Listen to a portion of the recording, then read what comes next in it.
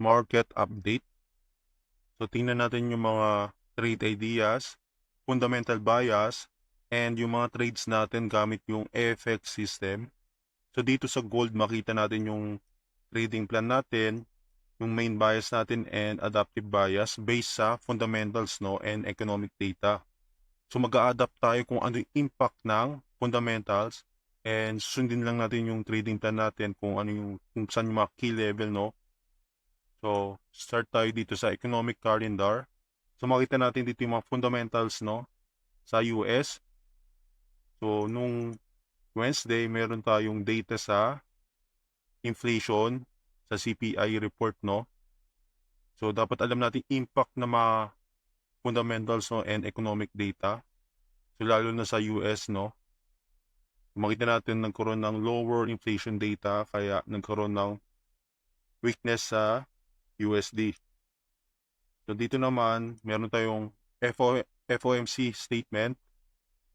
So and economic projection and Fed interest rate decision. So overall hawkish siya sa USD yung base sa summary ng statement. And meron naman tayong PPI. So same lang sa CPI report na lower inflation. So negative sa USD.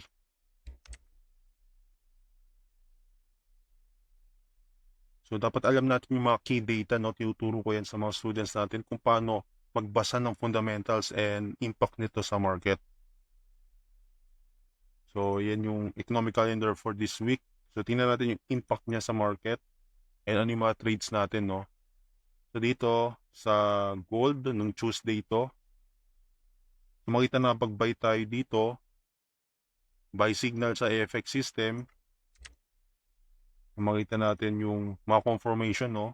So nag-hold above siya sa 2,300 key level. So ito, nag-hold above siya and nagkaroon ng buy signal and scalp trade tayo dito. Sa lower time frame lang ito. And sa time frame naman may trade din tayo. Makita natin sa 30 minutes. So same confirmation buy signal sa 30 minutes time frame. So nag-enter tayo dito. Yan yung mga trades natin. And sa pound USD may sell signal. Pag-sell tayo dyan. Ito naman nung CPI day, inflation data sa US nung Wednesday. So nagkaroon ng bullish move. So yung trading plan natin, sinundan lang natin and supported by fundamentals and economic data. Kapag buy tayo dito, nag-bullish move siya. So maganda na mag-secure profit dito. So tingnan impact ng inflation data. Nagkaroon ng weakness sa USD dahil sa CPI data, kaya nagkaroon ng bullish move sa gold market. So dito naman, ito naman nung FOMC meeting, hawkish yung Fed or yung FOMC. Pero nung nagkaroon ng bearish move sa gold market, nagkaroon ng USD bullish sentiment. So kung titingnan natin sa FX system, may sell signal dito. And during dito is FOMC, nagkaroon ng bearish move. Kaya bumaksak yung market sa gold. So dapat alam natin impact ng mga economics and fundamentals para mag-trade tayo according dun sa sentiment. So kung titingnan natin dito sa group natin, nag-share tayo ng mga trade ideas. So ito sa gold during to nung kapon. So during PPI report, so negative siya sa USD, kaya nagkaroon ng bullish move sa gold. Kapag-buy tayo sa pullback, may buy signal nung previous market before pa ng data release.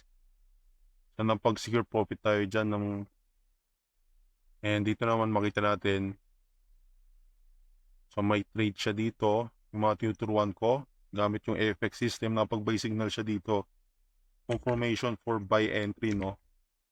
So and nag-secure profit siya dito sa taas dahil possible na mag-retrace. So gamit natin yung mga buy signals ng trading system, confirmation for entries and exit, kung saan maganda mag-enter ng trade.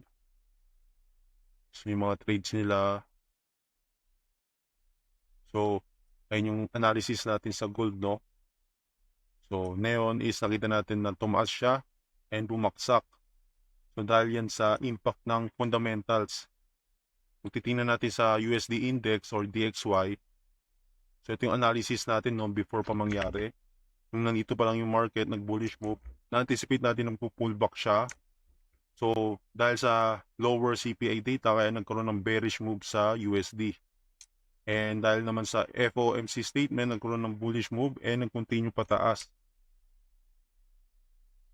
So, on point yung analysis natin sa USD no, and sa gold.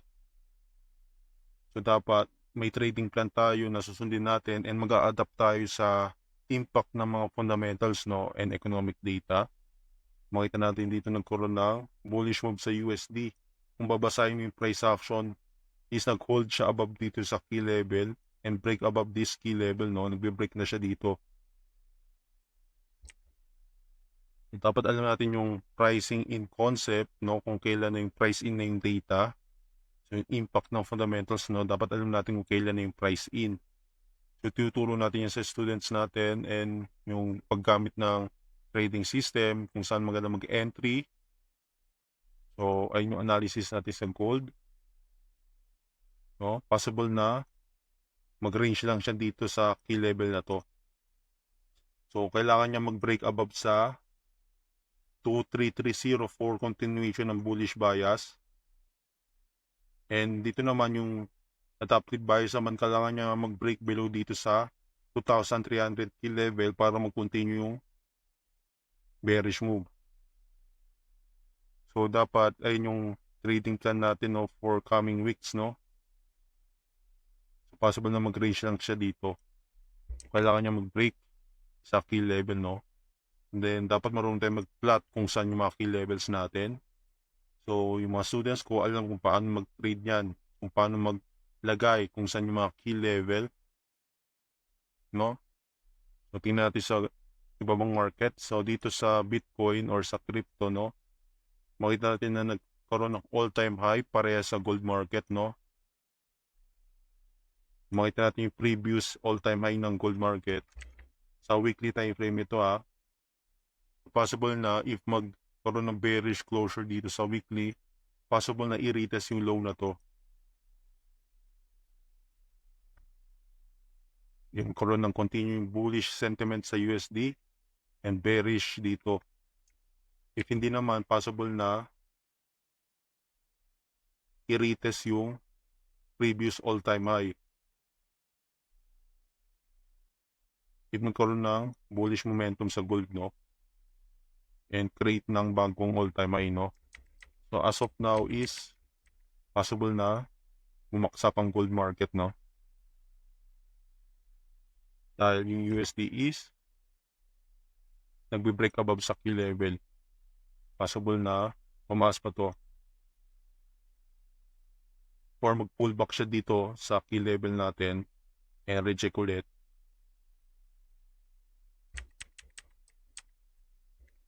So, ayun lang yung update natin sa trading for this week, no? So, ayun yung analysis natin, no? So, always adapt sa fundamentals and market sentiment, no?